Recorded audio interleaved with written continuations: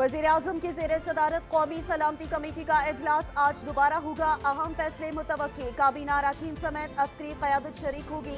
इजलास में कौमी सलामती कमेटी मुल्की मईशत और सलामती पर वाज़ेह गाइडलाइंस की मंजूरी देगी।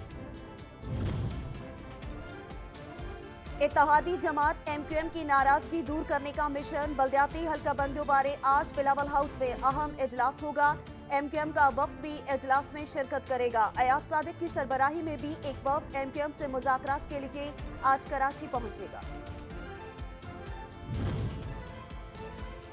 कराची में बल्दियाती इंतखाबात जल्द कराने के लिए MQM मुतहरिक। सिंध हाई कोर्ट में आईनी दरख्वास्त दायर कर दी। इंतखाबी फहरिस्तों में नकाइस हल्का बंदियों को जवाब बनाया गया है।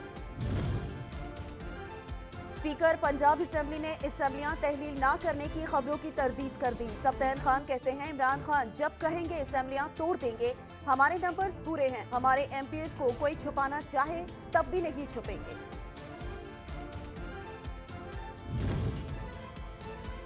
PTI ने एक बार फिर मुल्क में सियासी अदम इस्तेहकाम का वाहिद हल आम इंतखाबात करार दे दिया। उमर सरफराज चीमा कहते हैं ये इलेक्शन से फरार की कोशिश कर रहे हैं। इनका 1 पॉइंट एजेंडा यही था कि NRO 2 हासिल कर लें। इनके जाती मफादात की वजह से मुल्क और कौम को नुकसान हो रहा है।